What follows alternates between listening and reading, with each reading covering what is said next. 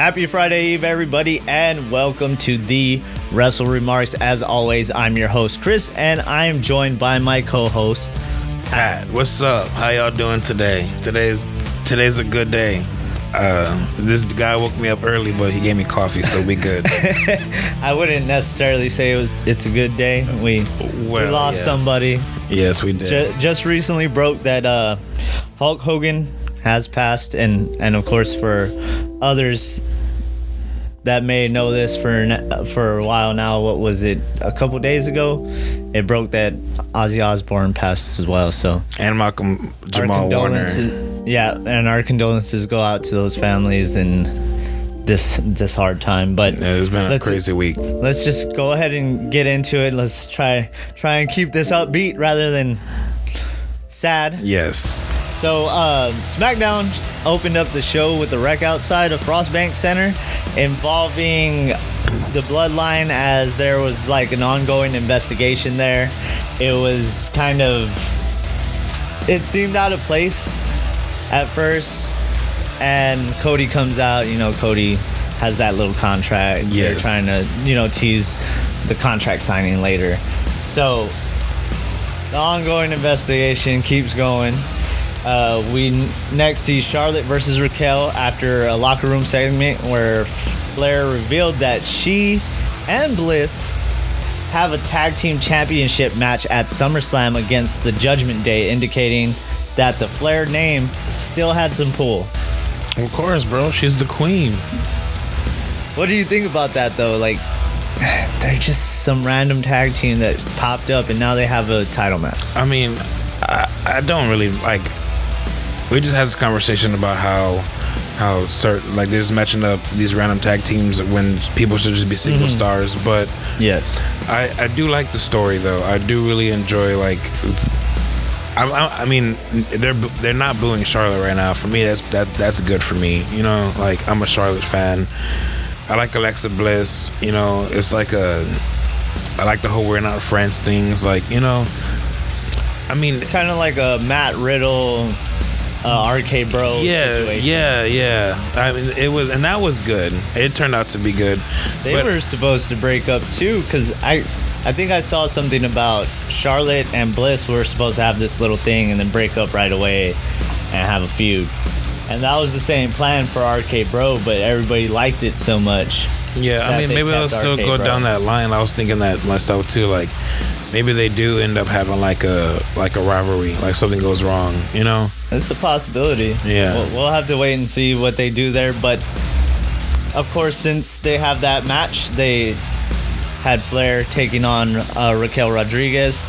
Rodriguez looked good with some grade A selling from Flair. I really enjoyed Flair's selling.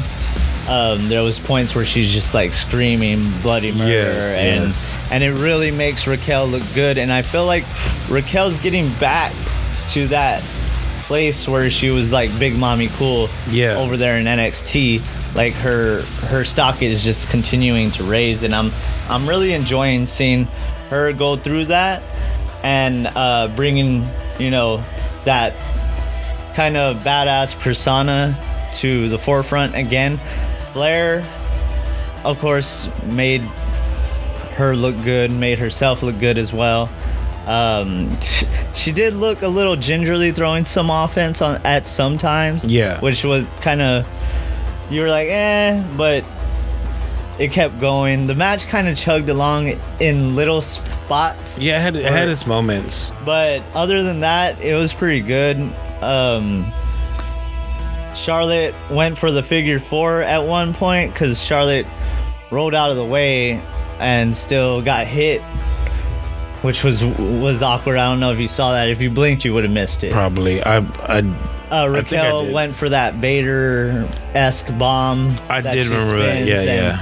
And Flair was supposed to come out of it and roll out, but she rolled too late and still got hit. But after that, it picked back up. She did that little backbreaker. Eventually, she tries to put on the figure four when Roxanne interrupts, distracting Flair and the ref. So then Bliss hits Raquel with a pom-pom, followed by a stun gun. Charlotte capitalizes with the super kick and a high roll up for the 3. 1, 2, 3. I think they're gonna have a really good match at SummerSlam.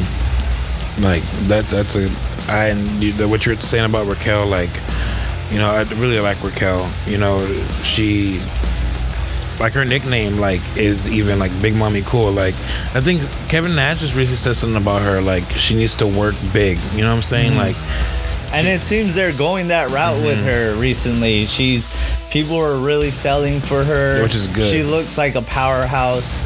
And even Flair herself, that's one person she doesn't tower over. Yeah. And still Flair made her look really good with her selling. And so I'm getting more invested in Raquel again as we go on, because at one point I did kind of fall by the wayside when it came to Raquel, because I wasn't enjoying what she was doing at first. But she's definitely moving back into her own, and Roxanne's doing a great job. Yes, I'm enjoying both of them, and we'll talk probably more about them here, because they everywhere. Have another match. They everywhere. But Jacob Fatu, of course, gets questioned as a person of interest in this whole investigation, and Damian Priest is in the back in search of Aleister Black before being attacked, or because he got attacked by Black last week. And he asked Carmelo. Carmelo says he doesn't know where Black is, and if he did, he wouldn't tell Damian, you know, causing a whole altercation and prompting a match between the two. This one was, I really enjoyed this one, to be honest with you. It started off great. Priest and Hayes, I didn't know if they would mesh well together, just given the size difference and the speed, things like that. But it came together really well. Hayes got an early advantage going after Priest, jacket on and all, of course, perfect for the heel Hayes. The two worked an extremely well match together. It was a perfect pairing of powerhouse versus high flyer, I felt. Priest was able to show off his power and agility, keeping up with the high flying Mello. And one thing I really loved about this match that meshed well with their styles. Their styles meshed like really well, and like it made the reversals and transitions just seem seamless. For example, like the choke slam that turned into a face breaker by Hayes. It was pretty good. It looked phenomenal. It was just set up perfectly. Like they did not mess up.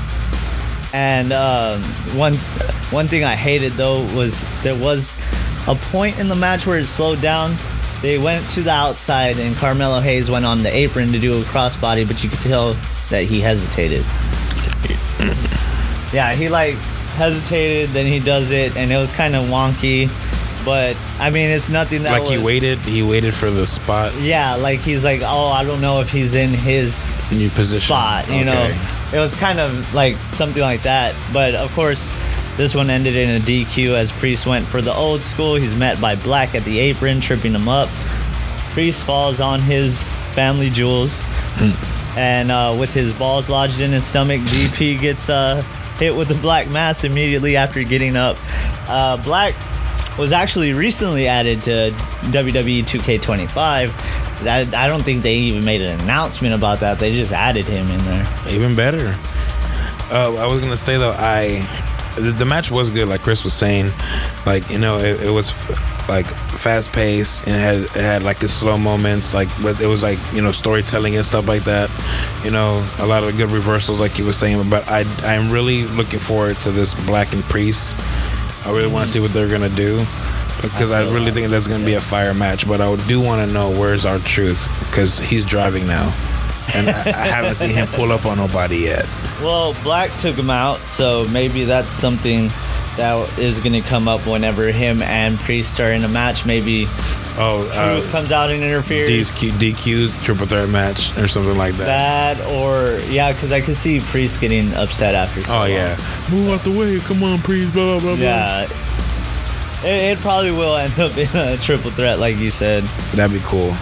And next we had a Wyatt 6 pre-taped promo for because now that they're the SmackDown Tag Team Champions. I don't know if we ever talked about that. I don't know if we did either. Yeah. Which I just want to see where they go. Really, I would really want to see where they go from here because I'm really curious too because where do you go from here? Yeah, at this point, Bo was hurt. That was the deal, right? Is that what happened? I don't even. That's what. Well, it's like some of the wrestling podcasts and stuff I listen to. I heard something about Bo being hurt, so that's why they weren't like being featured enough. It's not because they didn't have a spot for them, because they got moved to SmackDown and then they were gone for a little bit, but they did win the tag team championships. Who forget who they're facing for the straps. We'll get into that. Okay. We'll get into that. Straps. It's not called belts, titles over here. Championships. Well, after that, Solo Sikoa makes his way to the ring, and he's calling Fatu reckless without him. Meanwhile, Jacob is exonerated of any suspicion after reviewing surveillance footage, they said. Fatu and Jimmy Uso take to the ring to attack Solo and Fam. AP comes out announcing Solo and Jacob Fatu will meet in a steel cage at SummerSlam for the US strap. Solo is then cuffed and taken off stage because I guess he framed Fatu in that whole situation. It was pretty funny because it was that one where they came out. And he's like, yeah, get him. Yeah. Get him. And what the? Yeah. He said, what the? That was great. Yeah. I love Solo selling too of that stuff. Solo's been freaking hilarious, bro. Yes, he has. Like his facial expressions, everything has just been on point. Oh, you know what? On the topic of SummerSlam or pay-per-views in general, WWE recently filed trademarks for Super Brawl, an old WCW pay-per-view. So a lot of people are excited. Maybe Super Brawl makes a comeback. Maybe it's an NXT pay-per-view like they did Great American Bash. We'll have to wait and see what happens. But I remember watching Super Brawl with the War Games matches on there. Yeah. Well, I wanna on the topic of that, I wanna a WWE main roster WCW pay-per-view. You know what I'm saying? Like, what do you mean? Like, because they have American Bash and then they have, like, Halloween Havoc and NXT. Like, oh, you mean for the main roster? Yeah, I want one of those, like. Yeah, I understand. But, well, now that Vince is out of the picture. I mean, but you gotta think too, they got all them AAA shows too. They could like legit just like have like a bunch of cruiserweight matches like WCW used to do. Mm-hmm. The mid card matches, and then a title match at the end, or something. That's true. After that, they had the Jimmy Kimmel live altercation replayed with Jelly Roll choke-slamming Paul through the thing.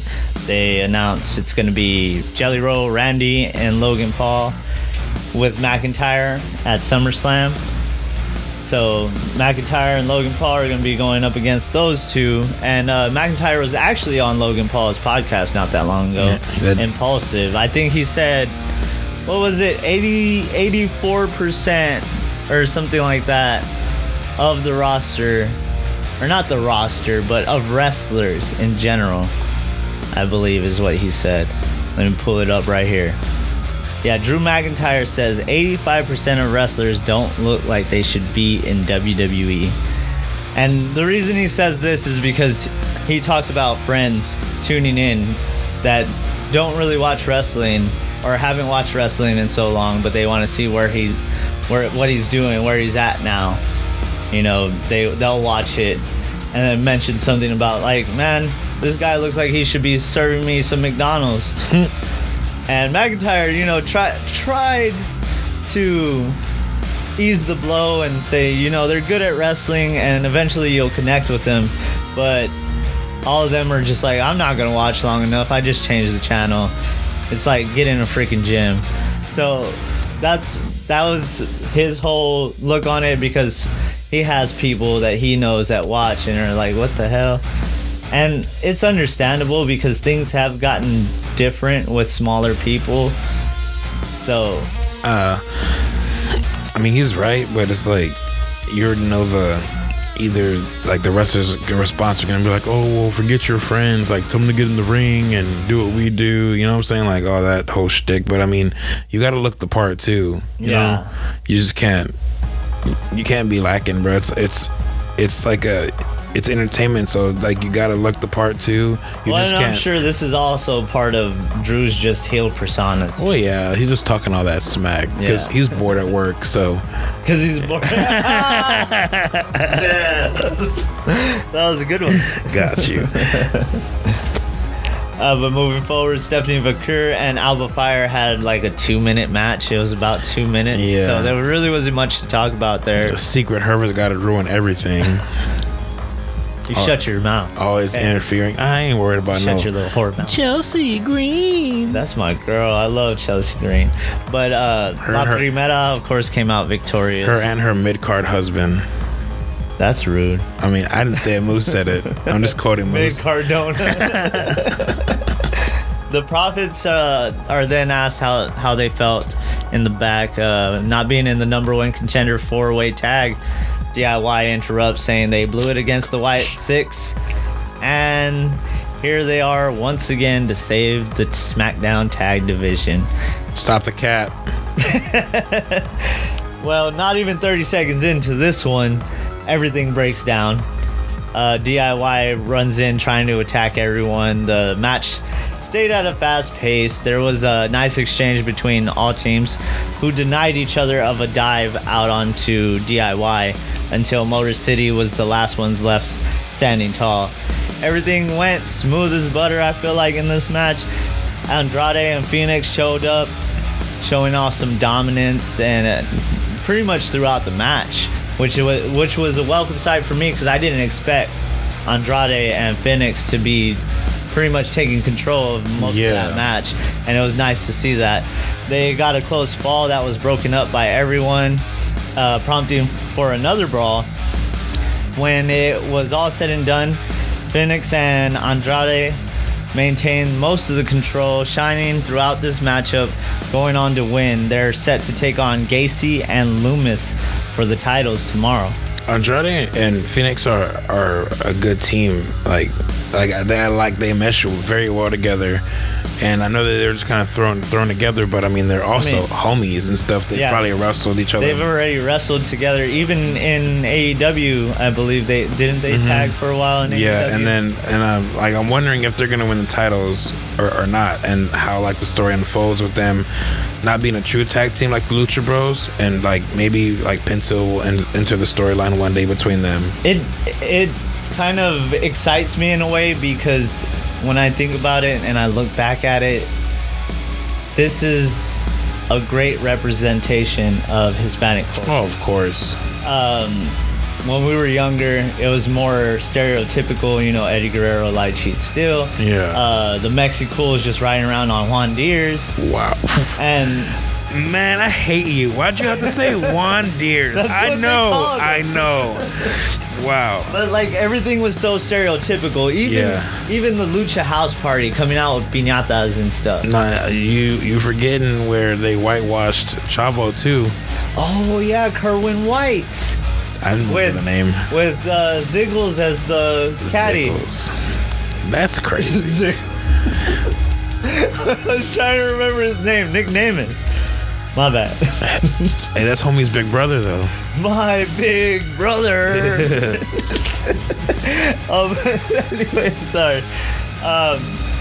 So, how do you feel about them going up against Loomis and Gacy, though? I feel like they're not going to get anywhere there because they just got the titles. And I think they're trying to show a spotlight on the Wyatt Six. Yeah, if they lose, that kind of like... unless it ends in like all pointless. Yeah, unless it's like a DQ finish. That's the only thing I can think of. Yeah. Like, because it could be DIY. Probably gonna be DIY who interferes in the match. Because aren't they like the heels in this situation? They acting like it. I mean, they're kind of heelish. Yeah, they have heelish tendencies. Yeah, I guess if it really hasn't been to where they're like heels that get real good heat. I don't think anybody who's in this feud like with the tag team championships are heels at all. I mean, because unless you count Wyatt Six as heels, but they're not, they're faces, obviously. Yeah, I don't know how you spin that. Yeah, because everybody's a face, like even Axiom, everybody who's been going for the titles. That's true. Maybe the Profits, but they're not even that. Axiom is in Raw though. Oh well, yeah. Yeah. Well, they were on SmackDown. Yeah, for a little bit. Yeah. But nah, man, I don't know. I hope. I want, like I said, like you said, they are putting a spotlight on the Wyatt6, so I want to see what they do with that. But I would like to see Andrade and Phoenix win, but then again, that'd be pointless because the Wyatt6 just got the championship. So, you know. Mm-hmm. Well, of course, they ended up advertising that Drew, Randy, Logan, and Jelly Roll are advertised for tomorrow as well, and Bliss will also have a match against Roxanne now. Roxanne Perez, which is I'm excited to see how that one goes. Oh yeah, especially because the sizes of both women pretty much the same size, and their styles kind of seem like they would clash well. What's her name's gonna win? Not what's her Roxanne? name? No. Alexa Bliss is gonna win. I was just like trying to. They should totally give it to Roxanne because they already gave Charlotte that win over. True. But Raquel. Alexa's my girl, so. So. Keeping it 100, And of course, they closed the night with the contract signing between Rhodes and Cena. Cody Rhodes. Cody cut a 3-minute promo for a while, and then that was when John Cena showed up. Cena says he has some bad news, revealing he won't be at SummerSlam. Instead, he'll be filming a big movie with Netflix. They have this weird new split cam view that they tried there. I did see that. It was really odd. This is really odd. I don't know if I liked it, but Cena tries to leave, and Cody meets him at the ramp. They exchange blows. Rhodes splashes Cena through a table, forcing the incapacitated John to sign the contract, and reveals it's going to be a street fight at SummerSlam. Did you see the picture of the contract? No. It has Cody's signature and Cena's is just a bunch of scribbles. It was hilarious. But that whole entire segment, I was all, whoop his ass, Cody. Come on, Cody. Get him, Cody. Come on, Craig. Get up, Craig. It was giving Mad Friday vibes, bro. But maybe what I'm thinking is, because there's been speculation that he's going to do a face turn. Cena's going to turn face again. Oh, Cena, yeah. So at SummerSlam, do we see Cody just go all out and go full Homelander on Cena? You know what I'm saying? He's going to invincible John Cena. I don't think they should do that, to be honest with you. I think Cody, I don't think he could be heel just yet. Give him a little bit longer. Yeah. I feel like the way it's gonna be is if Cody does finally win against Cena, it's gonna be to where Cena extends the hand. Shakes his hand, and that's what turns him face. But I don't know. We'll see what happens. I want to see Cody kick him in the balls and after shaking his hand. I want Cody to win because this would be the perfect way to put him over, especially with John on the outs. No, I also saw somebody talking about, since this is Cena's retirement match, talking about Cena, if Dom loses the IC championship to AJ Styles, could Cena go for the one championship he never won and we get another AJ Styles and John Cena match? Oh, I didn't even think of that. That'd be pretty good, because they had some. I mean, they're both on the outs. Yeah, because didn't AJ say this was his last run? It was the last couple of years, like one or 2 years. You know what I'm saying? Mm-hmm. I'd watch that. I definitely would be into like that. Yep. But going into Raw, we saw a startled Dom as he gives his keys off to the valet, which turned out to be none other than AJ Styles, as we're just talking about. Jack of all trades, master of none. AJ Styles. He's phenomenal in all areas. That one was a good one. Number one contender, CM Punk kicks off things with, I would say, a humanistic approach, saying Gunther is one of the best wrestlers in the world. He can't promise a win, but everyone behind him, including those at home, he promises them that he'll leave it all out there. So I love the way he approached this one, just so he doesn't... He looks like the underdog even more. Well, yeah. Well, I mean, he's already the underdog. But he sells it, you know what I'm saying? And he's not just out there like, oh, I'm going to do this. And yeah, I mean, he came into it in a good way because him and Gunther, like, don't got, like, any smoke with each other. Yeah. Really, this is the first time that they've ever really, like... I mean, Punk's next promo is not going to be as nice. We all know that. He's going to cut into him. You know what I'm saying? Yeah. But... Go for it. No, go ahead. I was gonna say I just don't know, like, if I see Punk winning, like it would make no sense to take the belt off of Gunther because he just got it back. Yeah, I don't see it happening. You know, I love Punk, but I'd rather Gunther retain. Yeah, I don't see it happening either. But what was I gonna say? Oh yeah. So, you know, CM Punk's out there having this promo. He says that he's not going to quit, even though he's only had 2 weeks to prepare for this quote-unquote beast. Gunther, of course, comes out and speaks on their similarities, saying they're the same for the same reason. Like, both of them are there for the same reason, not to make friends, but to make money and win championships. And he goes on to say they both consider themselves the best in the world, but the best is the one with the World Heavyweight Championship. Gunther says they both have massive egos, but his is justified because it's based on results, while Punk's is based on what the fans think, Bruh. which is worthless. Bars. In closing, Gunther declares Punk will never be champ, nor will he ever be the best in the world. Another one bites the dust. Oh, Gunther, I love his promos, man. dude. Oh my god. Like, I mean, it's like the veil is like being opened this much. Like we all know it's you know, it's a promo, but it's like he's telling the truth at the same time because he's the best, bro. Like 80% of his time in WWE, he's been champion. Mm-hmm. You know, like. Everybody hates on Gunther for reasons I don't even understand. He's like the epitome of what a wrestler's supposed to be, what he is. He comes, he whoops your ass, and then he leaves. Get it out. That's what he comes to do. He's like Stone Cold without all, like, the stunners and swigging beer. I like Gunther, man. He's one of my favorite things going on right now. For sure. I think I asked you that the last time about, like, who's your favorite current wrestler, and you said Braun, but Gunther too. Yeah, it's hard for me to think. I gotta, like, actually sit down and list out the people I like and try to, you know, get through it. I'm a pain in the ass like that. But Saxton was in the back with Stephanie Vaquer, asking about Chelsea Green and the Secret Service, but they were quickly interrupted by another beautifully delivered quip by Women's World Champ Naomi, who said, Stephanie Vaquer, I heard that. Vaquer. Or however the hell you say it. Yeah.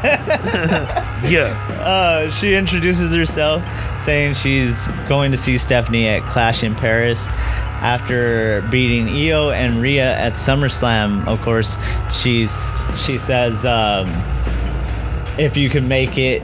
La Primera tells her that, and she says, oh, well, she beat Io, and last time her, Vaquer, last time her and Vaquer ended up clashing with her and Io, that Io was dog walking her. It was just great. Naomi is, dude. I love it. I love it too. Let's keep it going. Let's keep that one going. Sheamus and Rusev 2 gets underway after that. Sheamus attempts an early brogue kick, but Rusev ducks to the outside.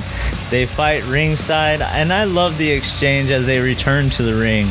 I don't know if you saw this, but Sheamus throws Rusev in the ring, and Rusev gets up to hit the elbow, but Sheamus quickly rolls out, avoiding it, and attempts to get back in the ring, but then he's met by a roundhouse, like a great-looking roundhouse from Rusev. It's fire. So I love that exchange.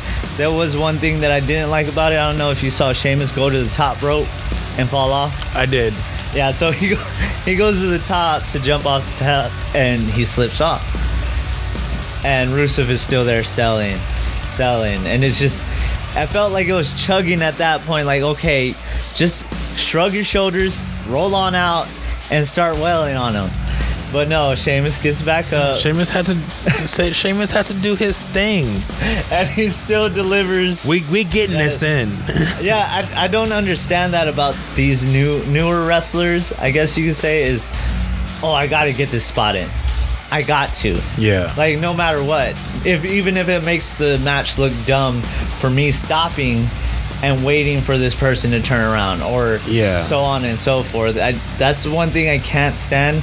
And I feel like Sheamus has been in the business long enough that I felt like he should have just, like I said, shrugged his shoulders, rolled out, and just started beating up Rusev. Rusev would have caught on real quick. Of course. Like, I don't know, but that was one thing that I found kind of hokey looking. But it's like heat of the moment type things too. It's like, it's like, what do I do here? And it's like, man, I'll just do what I was supposed to do, because I don't want to do something else and then it looks worse than what just transpired right now. Yeah, exactly. So it makes sense, and then it doesn't. It was another good, hard fought match back and forth, but I found myself thinking in the middle of it, like, man, it'd be a lot cooler if there was a title. And or they just keep. I was thinking that they're either gonna have like a best of 7, like they did with Cesaro and and then Claudio Castagnoli. Yeah, and maybe they'll end up being like a tag team again, like League of Nations Part 2. League of Nations Part 2. But this match was fire, because we talked about it last time. Them big meaty man slapping meat matches. You know what I'm saying? It was a good one. And after I thought about that though, with the title, I also thought, like, man, what title would be there?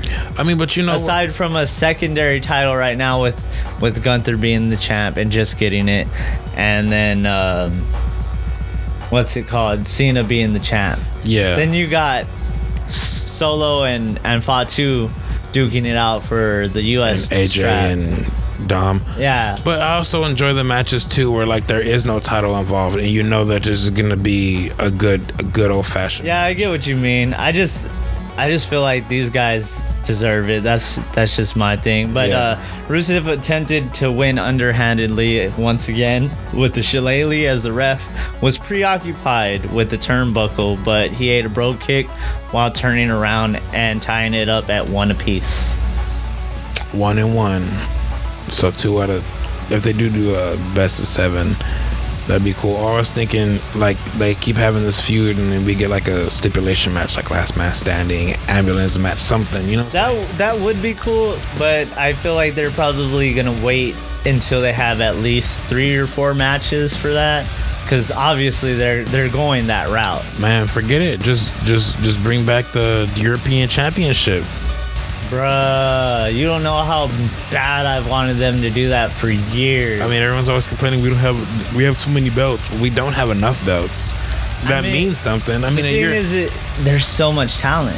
Yeah, but like I get that, but like, and if you have too many belts, it dilutes it. But no, not now. I don't think they have too many belts these days. I mean, of course, with the brand split, you have that set of titles. I mean, we need something else going on. Like, we need something else. And you can't count NXT or Evolve or any of that, because it's not like it's on TV. Yeah, it's on Tubi. Well, NXT is, but you know what I mean. That's their developmental. Yeah. But after that, we finally saw El Grande Americano. He speaks. Bruh. He speaks. We all know it's Luke Wood Kaiser, bro. His Spanish is impeccable. Dude, when he took those breaths, just like he does when he talks, it was so great. It was great, dude. What did he tell him? he said it you way. He pushed it. Yeah. I can't say the word, but yeah, and then he was like, "Girls this way." yeah, he was getting it, bro. Oh my god, dude. We can tell he took Spanish classes and he spent some time in Mexico for sure. Dragon Lee, of course, ended up coming out and calling him a fraud. Says Americano is disrespecting Lucha Libre. They have words and they fight, but it's quickly broken up. It wasn't anything too big. The next one is the New Day. They're trying to get their number one contendership back. They're taking on the Creeds and the LWO. They talk trash to that Mexican OT at ringside, which was hilarious. I can't. I don't dislike his music, but nah. Of course, entrances took forever, and we just go to commercial to get another clip after the break explaining that Bayley and Lyra have a title match that night for the women's tag championships. Then a long ass drone shot making its way to the ring. Terrible quality, I might add. Finally, the match starts.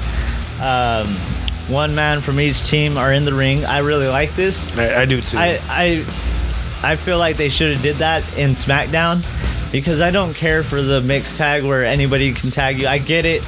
I get the unpredictability of it, but I really like that it was just like a straight up triple threat tag match. Yeah. Like there was actually tagging going on and 3 people in the ring at once. Yeah. Rather than the 8 person tag and Just all that crap. And you know what I'm talking about. Yeah, everybody tagging like themselves in. Yeah. Yeah.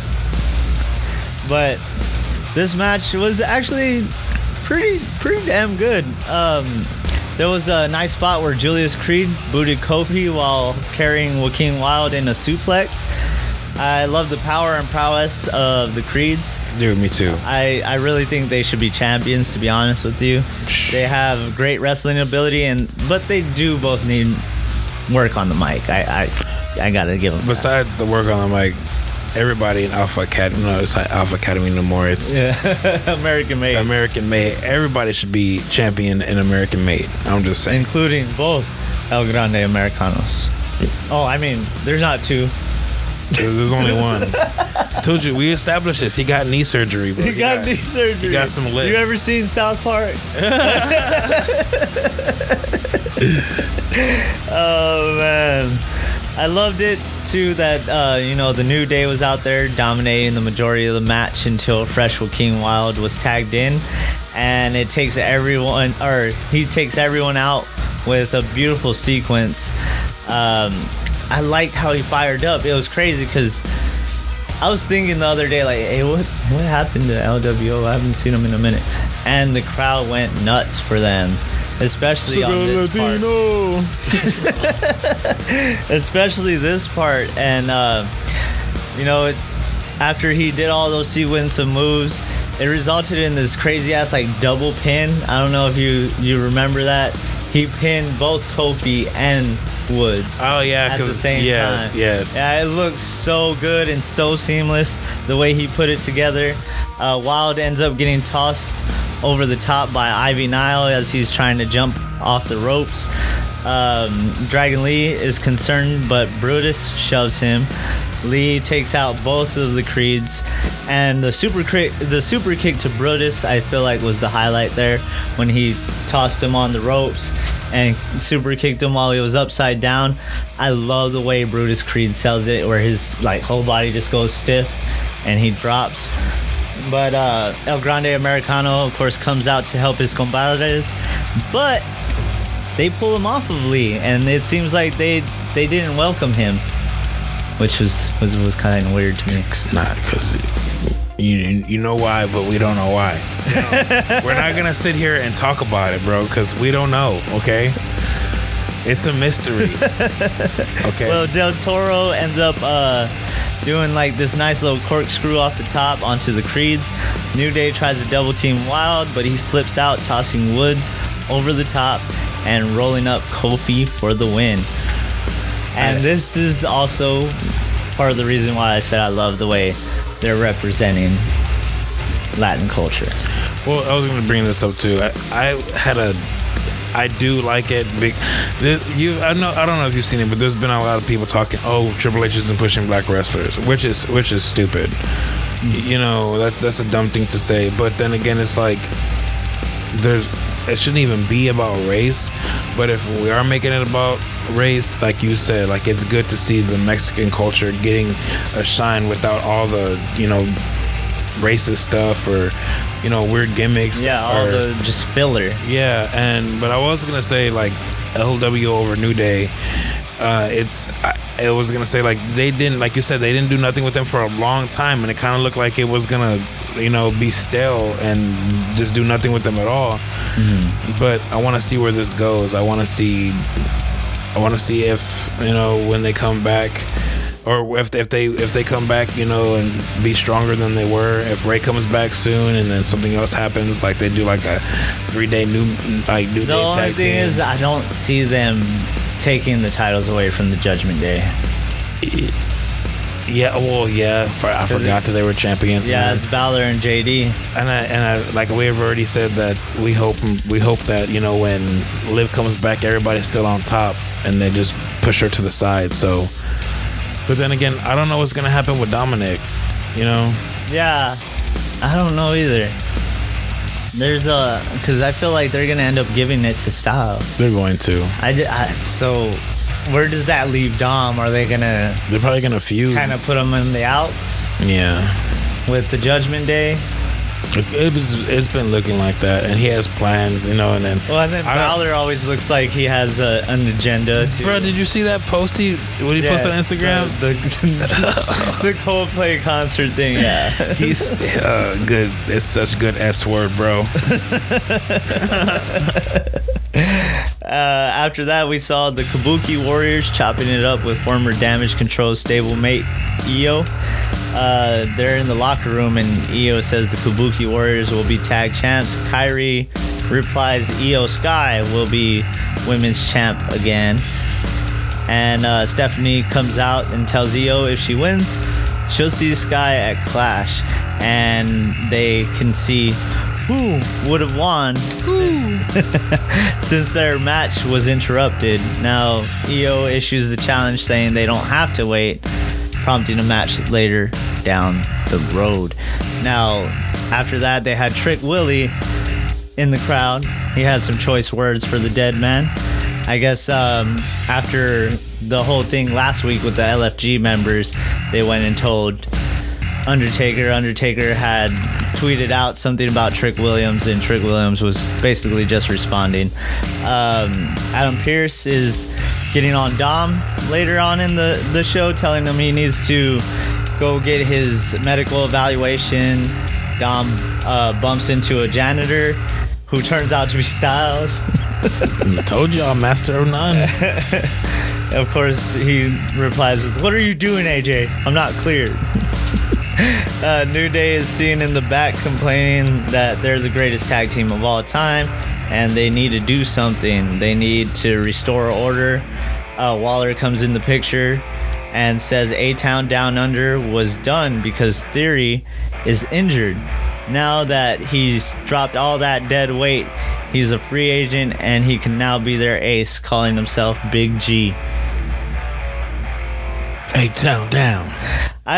I wonder where they're going with this. Is Austin Theory really hurt? I can't remember. I don't know. I mean, but if he is, he's gonna come back and beat up Grayson Waller and be face. I would hate that. I love heel Austin Theory. It's time for change, should dog. Be a heel. It's time for change. I think Grayson's a better heel than he is. Enough, and it's time for a change. Sorry. I don't even know what you were doing. that was Owen Hart's song Forever. Oh, wow. Oh, anyway. Of course, the New Day is like, I don't know what's up with him, so they don't really see him being their ace, but I'm sure Grayson Waller is going to keep inserting himself in that whole thing. After that, Becky comes out demanding the fans' appreciation, saying that she shouldn't even be there. She should be in New York at the premiere of her new movie, Happy Gilmore 2. She calls out Lyra Valkyria for being hypocritical, for calling her a thief of opportunities last time, while Valkyria is bogarting, is what she says, all the opportunities to lynch his title. She even has a tag title match going on, so she brings that up. Lyra shows up to say maybe her problem is she never takes things quite far enough. So she proposes a no countouts or disqualifications. Becky accepts. That's going to be the match for SummerSlam. No countouts, no disqualifications. Lyra and Becky. Which I'm confused. Why didn't you just call it a no holds barred match? Yeah, I don't know. Yeah, that's what I thought too. Then they drop a little graphic that did they drop the graphic on this one? I can't remember if it was this one or NXT. But speaking of, I guess, the Women's Championship, former Women's Champ Natalya is set to make her AAA debut in Mexico tomorrow. So I'll have to put on the VPN and see how that goes. Bayley and Lyra, they end up taking on the Judgment Day next. But, of course, there's a rift between the two, because even in the beginning when Bayley tells Lyra that they have a match. Yeah, she was kind of pissed. Yeah, she was like, why would you do that? You know, what's your angle? I just beat your ass last week. Which I like about it, because she's on that part where she's like, oh, well, she's been betrayed by Becky. She feels like she's going to be betrayed by someone else. You know? Yeah. Because she even says, what's your angle? Yeah. So I like the little hints there. But Valkyria seems to be at odds with trusting Bayley, obviously. The crowd seems really behind the Texas natives, Perez and Rodriguez.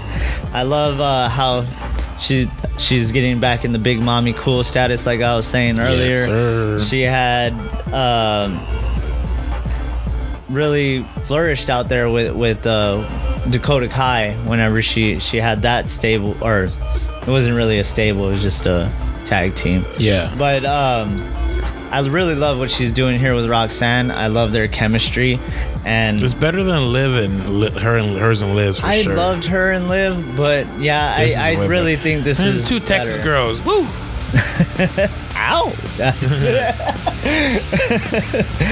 Judgment Day obviously controls the majority of the match. Every time Lyra saw some light, they shut it down, keeping Bayley out of the match. They really cut off that ring for the majority of it. Once Fresh Bayley got in, she was able to turn the tides, but eventually Dirty Dom came into the picture like always. Raquel accidentally hits Dom with a big boot after Lyra ducks. Alex Garcia checks on Dom, but is dismissed by another familiar-looking medical personnel. Of course, it turns out to be AJ Styles. He begins to do these very aggressive chest compressions. But I do want to shed some light. It was cool to see Alex Garcia out there. I don't know if you know who she is, but she used to actually be a journalist here in San Antonio for Fox. Oh, that's fire. And NBC. Well, WOAI and KABB, whatever the hell you want to call them. But she's been wrestling for a good amount of time. She was in NWA for a while. That's dope. She's also had other ventures. I believe she has a match this weekend. But yeah, it was cool to see her.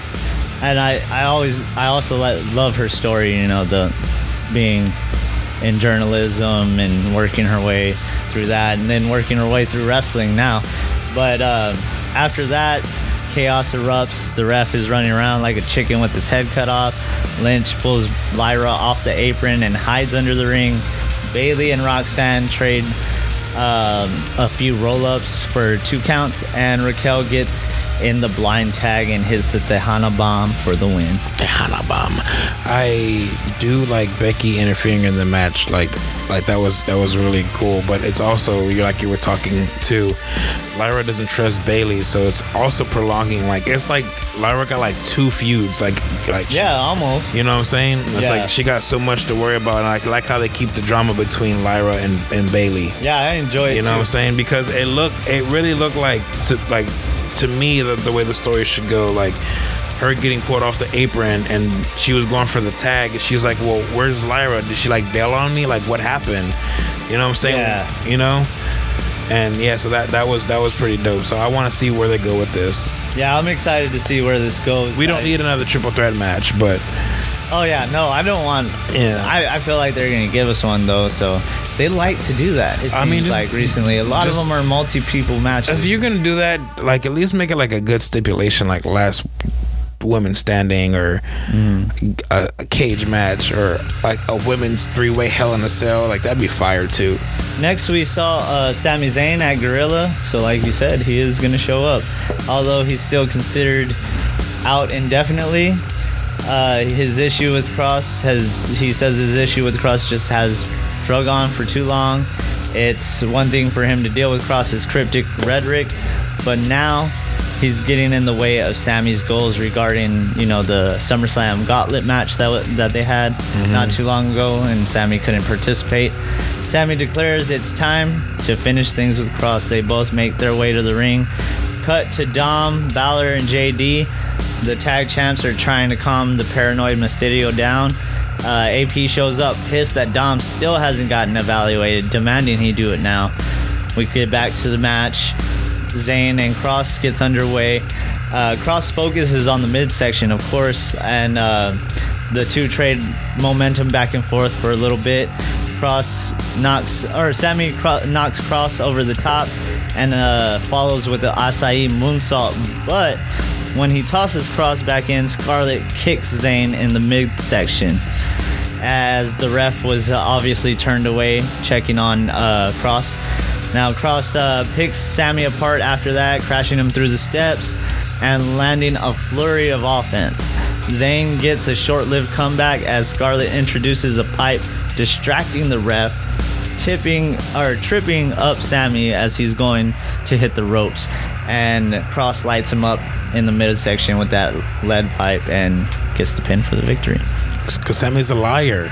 I gotta say I don't like the pipe, because it's supposed to be a lead pipe, but when they throw it, you can hear it. It sounds like a damn PVC pipe.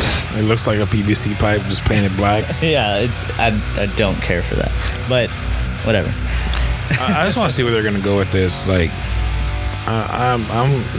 I'm just behind Cross on this one. I could really care less about Sammy. He's just another victim. He really is, because I want Cross to be world champion, bro. Like, we need that. Yeah. Next we have Vakid and Sky. This one was Sky. This was another match that showed like really good potential. The two kept up with each other. They kind of took turns taking the momentum. It was the making of a great back and forth match, but either way, it gets interrupted by the Secret Hervis storming the ring. Vakid leveled both members, but Green came out from behind, taking Stephanie out. Ding, ding. Naomi blindsides Io, but Rhea shows up and takes out Naomi. God, Rhea got a huge reception on that one. This is my brutality. That was the loudest reception I've heard in a while, and Rhea's still comes out almost every week. Yeah, that one was crazy. It was a good save, good pop. Bro, it was the Houston shirt. Oh, I know. They pop for the shirt. That's like Jacob Fatu's, dude. I was going to get to that, because when you're going to ask, I know you're going to ask anything else you want to bring up before that, but I was going to bring up the shirts last. Yeah, I meant to do that with the SmackDown, because he was on SmackDown with that Spurs shirt. I really want that damn shirt. I want both of them. And then Rhea had the Houston Rockets shirt, and I want that one too. That's like I was telling you before we went on air, like there's a lot of mashups that I really want, like the bobblehead I was telling you about at the Mets game. Yeah, it's the Mets mascot, but he's all decked out in yeet gear like Jey Uso, and he has his arms up like he's about to yeet. So I just popped for that. I'm a sucker for all things, sports memorabilia mixed with wrestling is just it doesn't happen a lot. That's an ace right there for me. Ace in the hole. But Where were we at again? Oh yeah, Dom ends up attacking AJ after that. I'm cleared. Yeah, saying he's cleared for the SummerSlam match, so that becomes official. They close it with Heyman, who has, of course, Breaker and Reed in his corner. Paul introduces himself, but is drowned out by a roaring crowd when Roman Reigns' music hits.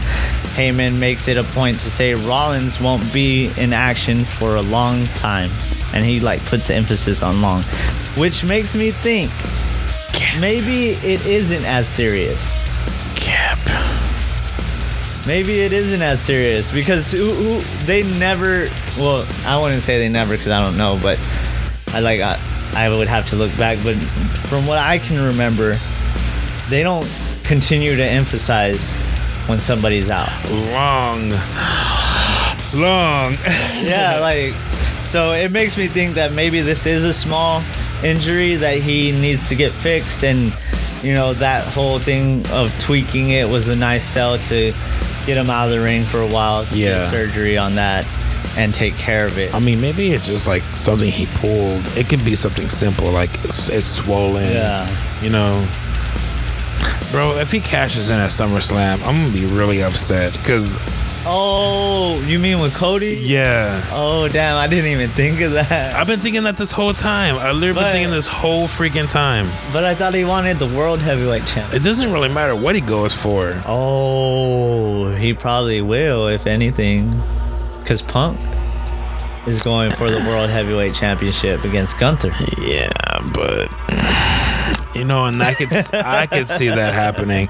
Nah, but I kind of want somebody who isn't Cody. I kind of want Cody to get screwed over. I hate that. Roman Reigns, shit. and then it's funny as heck that started in in outside France, the country. I believe. And then we can't even do that right. They do it flawlessly, and everyone's all. Oh, I know they're always slipping out of breath, or they don't do it on cue. Bad. But anyway, what are we talking about? Roman Reigns came out.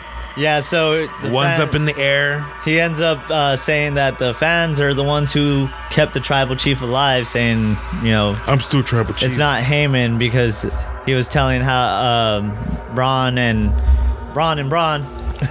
Reed and Braun Breaker. Braun. He did call him that later, but that was with that video when he challenged them, but we'll get to that.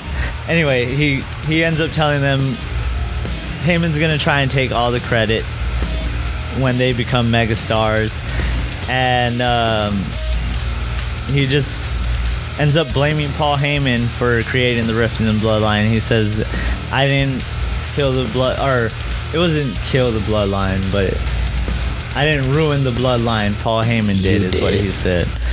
And Breaker tells Reigns he's yesterday's news. He was relevant 5 years ago. Roman says he didn't hear anything Braun said and blindsides him with the Superman punch. He turns his focus to Reed, but eats a spear courtesy of Breaker. The two men gang up on Roman Reigns, and Jey Uso comes out for the save. Boom, they hit the double spear on the bronze in unison. Standing tall as they go off the air, of course. Jey Uso pulled a Jeff Hardy on Roman. Oh, and he's still yeeted for Took a little his bit. Yeah. Sweet time getting to the ring. Yeah. You know what? You can take a few shots. It's okay. Yeah, they tried to splash Roman. Of course, that's when he came out and made the save. And then, obviously, we're left with the question, well, it looks like these two groups are going to fight, and we get the answer later down the road. Dun, dun, dun. And NXT ended up emanating from Houston as well. Booker opened up the show, not the match, but he opened up the show on the mic, pumping up the crowd. He accidentally calls Monica Monroe, the name of one of his talents in reality wrestling. That's hilarious. The funnier part was once he got to the announce desk and him and Corey started bickering. Of course, Corey called him out. Yeah, so he's like, it's a good thing that you're not an announcer. And he goes, I heard Candice Michelle's here today, too. Oh, dang. He's like, you've been hanging around Michael Cole too much, Book. Hey, don't be talking crap to him. He might want to smack you again. But that was a great way to open up the show. I started cracking up. They had Hank and Tank team up with Zaruka in an 8-person mixed tag match with the Culling. A brawl breaks out as the Culling make their way to the ring. The Culling had an early momentum, but it quickly shifted to Hank and Tank's favor after some good tag offense. The Culling try to run in, resulting in another brawl as they attempt to regain the upper hand, but they all get laid out via quadruple scoop slams from all 4 members of the other team. The NXT Tag Champs maintain control until Vance hit a blind tag and blindsided, Tank, excuse me. Nigo dominates for a short period, showing off his power.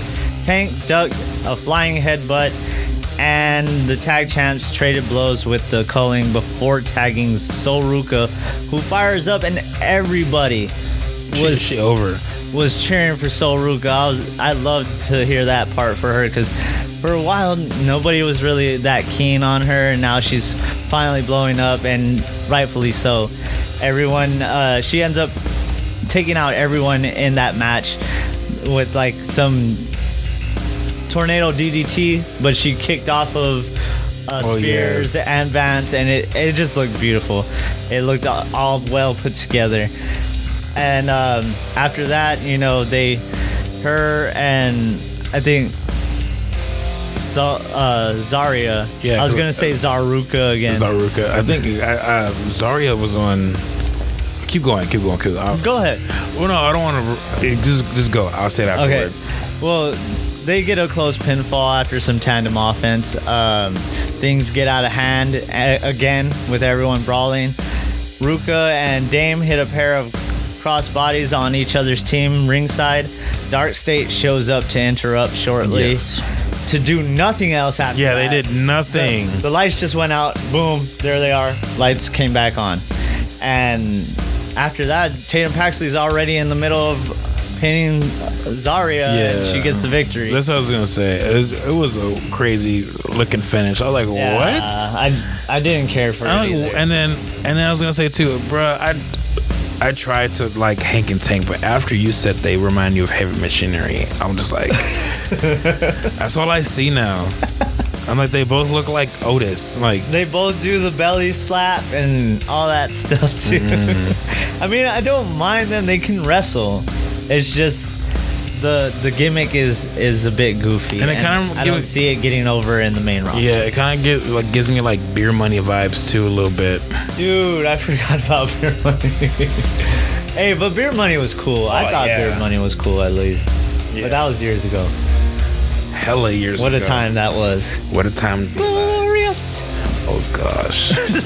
I'm so glad he retired, because I never have to hear that song again. He was so over though. He was. It was amazing. He deserved it. He did. I wish Vince would have pushed him. I don't know. I feel like they tried to a couple times, but with his injuries, it just became too much. Yeah, but he got old. A clip ends up showing after the match from earlier that night, showing Jordan Grace being denied entry after going rogue last week.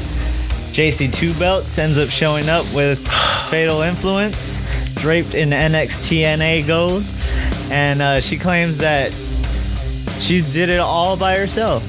Fallon Henley and Jasmine Nix are visibly upset as Jane says she runs women's wrestling.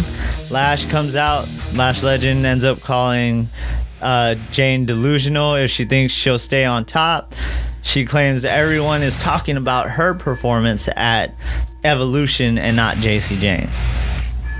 Now, Jada Parker comes out shortly thereafter to put her 2 cents in, saying she can't take away Legends flowers, but she is the one with the direct line to the NXT Women's Championship. Jane tells them to deal with things between themselves. She orders her stablemates to take care of Lash and Jada. But, look at her all crazy, like, what? Yeah, but Jane is quickly ignored.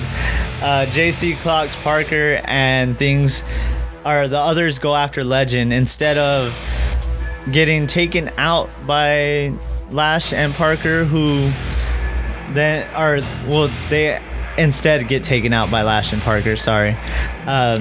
They're each in each other's faces after that, because obviously JC said deal with it amongst yourselves, meaning they're probably gonna have a match for number one contendership. Which I kind of didn't like this segment a little bit, because it looks like it just looks like they undermined, Masha. She should have came out and been like, I want a rematch, I want my belt back. Like, I'd imagine they're trying to save that for NXT tonight, or NXT TNA tonight. Okay. Because they're gonna be live tonight. Oh, bet. So I would imagine that's gonna come up, because I don't see why JC wouldn't show up. Yeah. There. But she kind of has to now. Yeah, since we're talking about that, with Jada with the title, and Trick ended up retaining his title at Slammiversary as well. Boom. And of course, the internet wrestling community went crazy. Like, why would you give two WWE people the title? Blah blah blah. Because you ain't the one booking it. That I am. We are, not you. Don't worry about it. Just watch it and be quiet. He's the CEO, that Carlos Silva. Yeah, that guy who just stands there awkwardly handing people really belts. Does. He looks so out of place.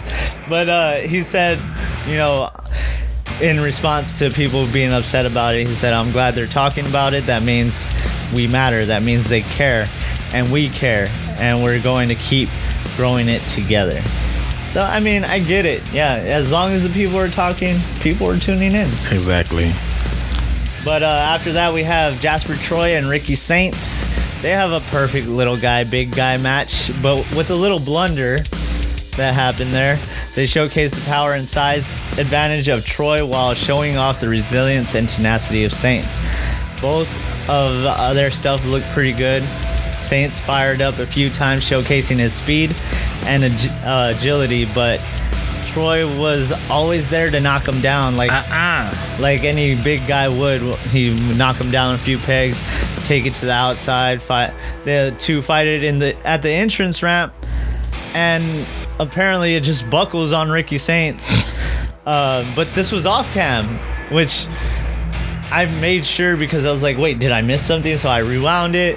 And like I told you, I watch it on Netflix more than anything. I put on my VPN. Yeah. And I watch it on Netflix. So I went to the CW and rewinded it back and wanted to see if they showed anything. No, it just literally buckled as I don't even think he was standing on it. I don't know, because the camera wasn't on all I him. saw was you just heard a crash. Yeah. And then they looked and he was on the floor. But oh boy was like, oh well, I'm gonna jump on him now. Yeah, he ends up hitting a senton on that broken piece, and he barely makes it back to the ring for the count. If it wasn't gimmick, that was a great audible.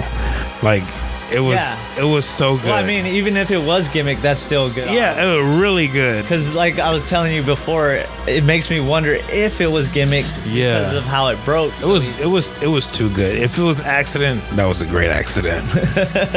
And if it was gimmicked for that match and for it to do that in the first place, I like how they kept it taped off the rest of the night. Yeah. But what else were we getting at? Oh yeah.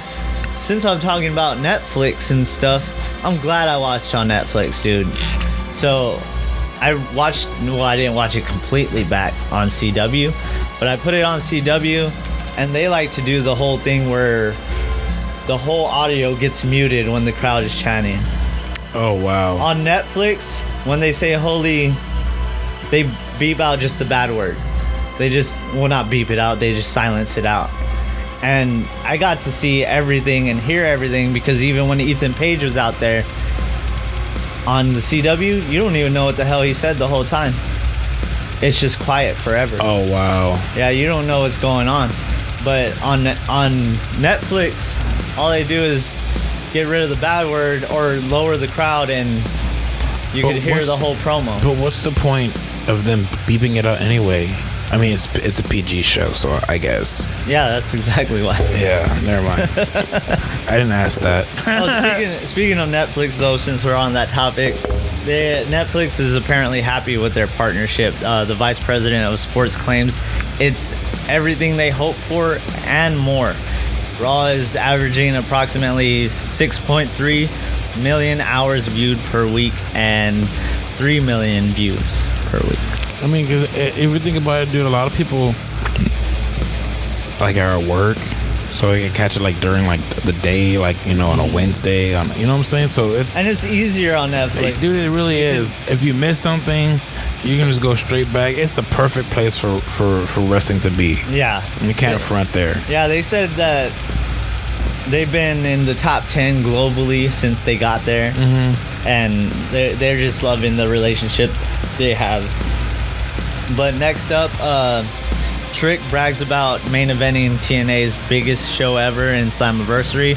He says dropping records and diss tracks. It's tricky. Going on to brag about beating the Average Joe and Santana.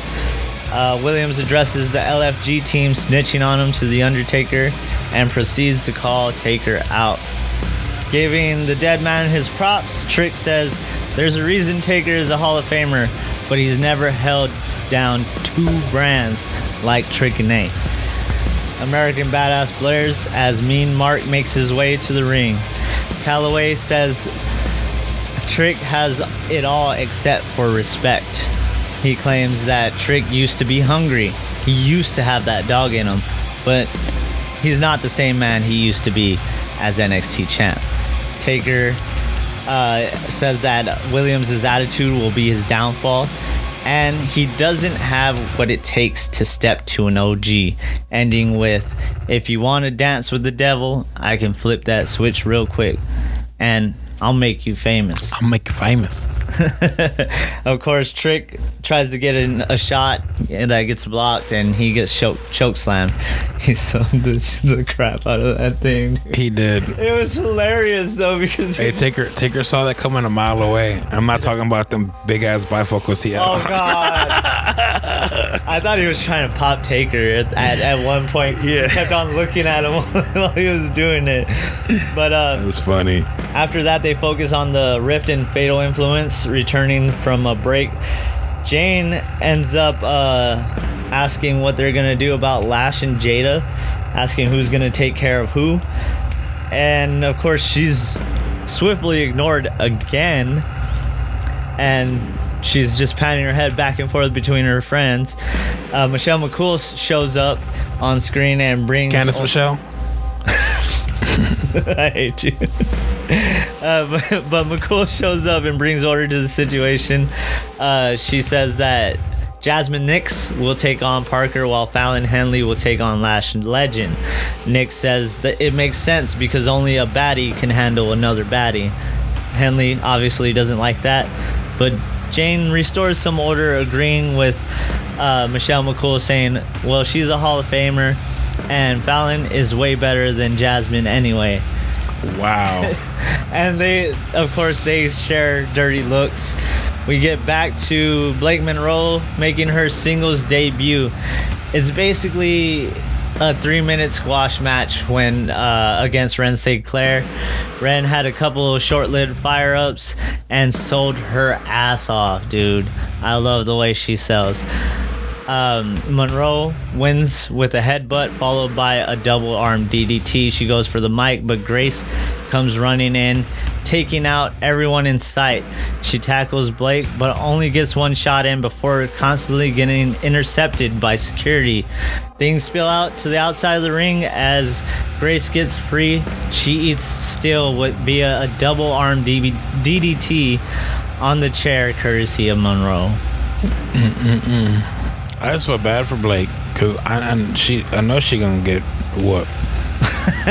She gonna put her over her knee and spank her, bro. Yeah, there's no reason to have Blake Monroe go over in this one. Yeah. I feel like they might have her go over, especially because now they're trying to establish her as a heel, which we talked about before she had turned heel, right? I believe so. It was 2 weeks ago? Yes. Yeah. So, like I said, I enjoy her being a heel, so I feel like this is the best route to go. And if they have her lose, it could take the piss out of her. But I hate to have Jordynne Grace lose.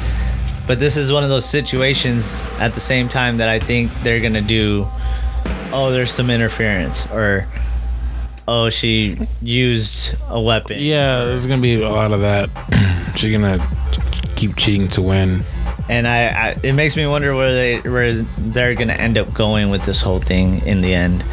But after that, we get to the North American champion, All Ego. He comes out, has a podium and all to announce that he wants to bring honor and class to the title. He talks about his Canadian heritage and how his parents migrated there from Yugoslavia. He reveals 2 Canadian flags behind him and goes on to talk about how much better Canada is compared to the US. Page says he's Canadian born but made in the USA, revealing his own iteration of the strap as the Canadian flag is printed on it. He begins to sing the Canadian national anthem, but Santino Marella interrupts, saying Ethan Peggy, that's what he called him, was or has a big mouth, and he said, "Shame for yourself." He states that he lives in Canada and they're nothing like him over there. What Page said made Santino sick, he says, and the North American champion should be held by someone with honor, dignity, and class. The offended Page issues a challenge to Santino, and we later figure out that it is official. Next week it'll be Santino. It's official. And All Ego Ethan Page. Cut to Trick walking in the back. He comes face to face with Oba Femi. JC Jane comes through between them and says, "Excuse me," walks between them. They both look at her 2 straps. They stare each other down as they're both looking at each other's championship. Obviously, we're going to see something come to a head right there. I hope it's Trick, but I don't think it's going to be Trick. If anything, you know why I want Oba to lose. Oh, it's going to be Oba, and Oba's going to meet Moose eventually. Dang. I hope so. So Oba's going to be a book it collector? Now. Huh? Sorry. That threw me off, dude. I forgot what I was going to say. I hate you. Oh, man. Well, after that, we saw the NQCC in the back with Miles Bourne. Bully Ray proposes Dempsey and Tavion have a rematch. If Tavion wins, he'll be on his own, but if Charlie wins, he needs to stay in the NQCC with a smile on his face. Bully congratulates Ren on a good match, and Lexus King shows up again with his noise-canceling headphones, calling Bourne a big fat phony. Now, King says he has been wearing noise-canceling headphones for weeks, and he can hear everything, claiming Bourne isn't deaf, he's just trying to get sympathy. Telling Miles, if you're deaf, I'm blind. Bourne replied with, "You're not deaf or blind, but everyone here wishes you were mute." Randy's son needs to check himself, bro. Randy's son. Damn. Randy Orton Jr. Then they finally close it out with a triple threat match between Briggs, Yoshiki Inamura, and Oba Femi for the title. Now, every time Yoshiki Inamura and Briggs, like we were talking about before this, they did it perfectly, fighting Oba together and then constantly having their gripes with each other. So they double teamed the champ. Inamura goes for the pin, but Briggs somehow stops it every time. So the first one, he steps on the ref's hand and acts like it was an accident. Oba shows his power and dominance, constantly making a comeback before the numbers game catches up to him. Now Inamura gets a 2 count and catches Briggs trying to break it up, but Briggs swiftly denies it. He tries to introduce it, or Josh Briggs tries to introduce the chair, because I used too many keys there, sorry. Josh Briggs tries to use the chair and help Inamura, but Inamura tells him no, causing Josh to scoop slam Inamura on top of Femi for a 2 count. Inamura gets up and does the same to him. They call a truce, continuing to double team Oba. They argue over who's gonna pin the champ again thereafter.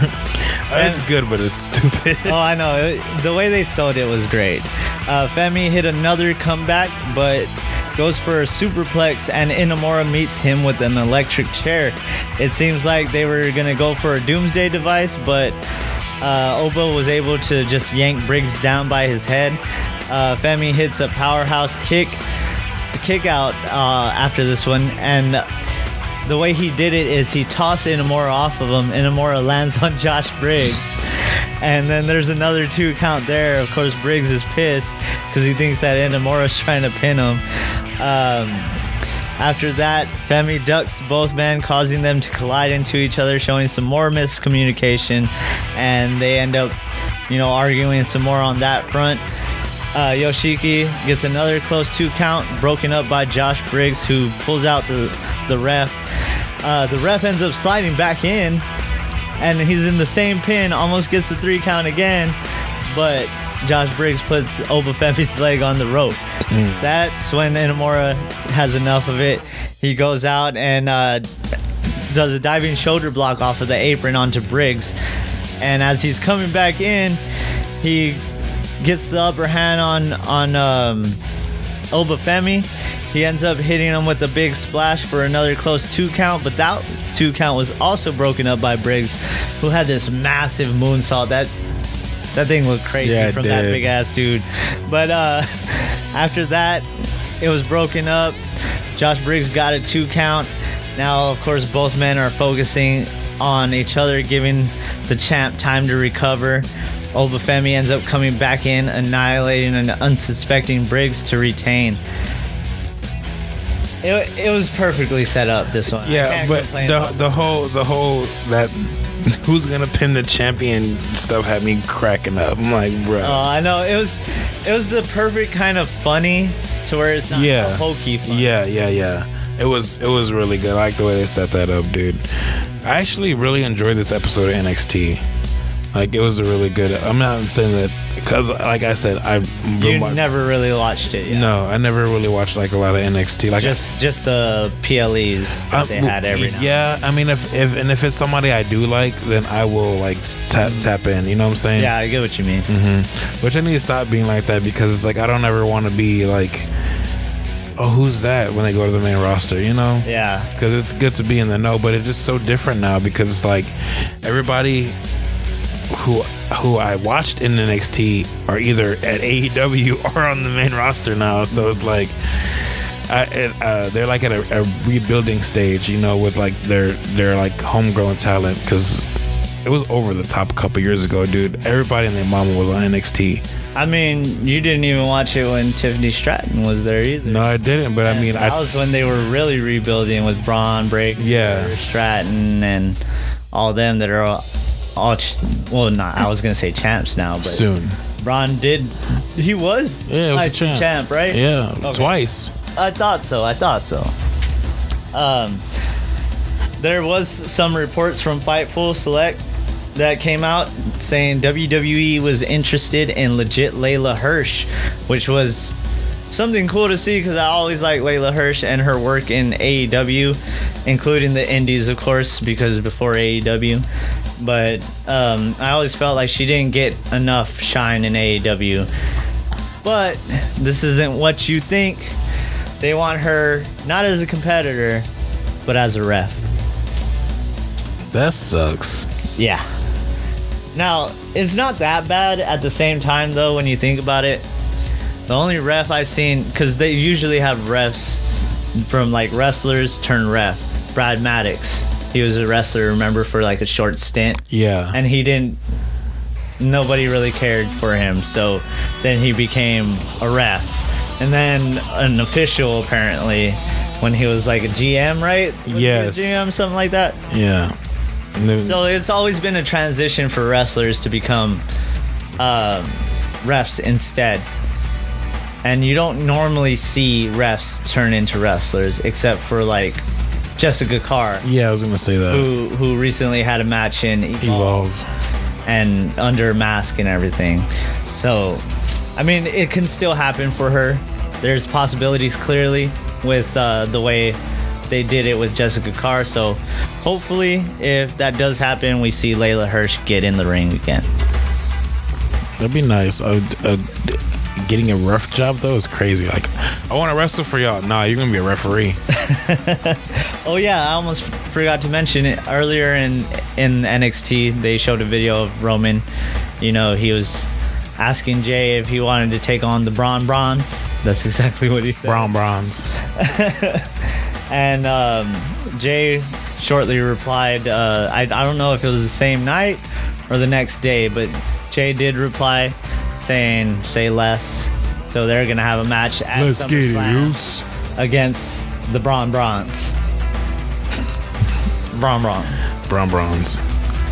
You know, I just recently watched Judgment Day 2002.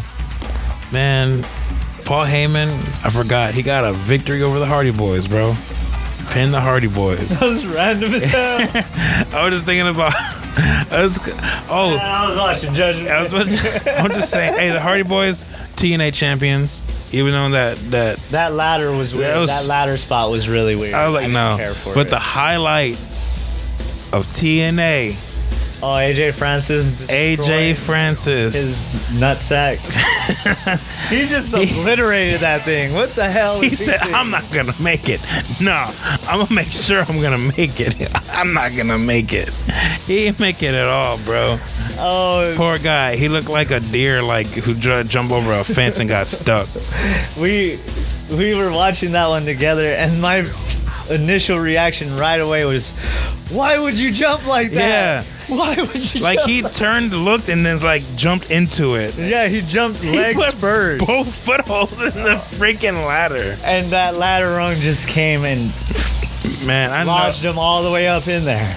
I need to see if there's any reports on him being hurt, because not that I want him to be hurt, but it's like, I hope bro, he's okay. I hope you're okay, but I know your nuts are purple. Like leg meat all scarred up too, on top of that.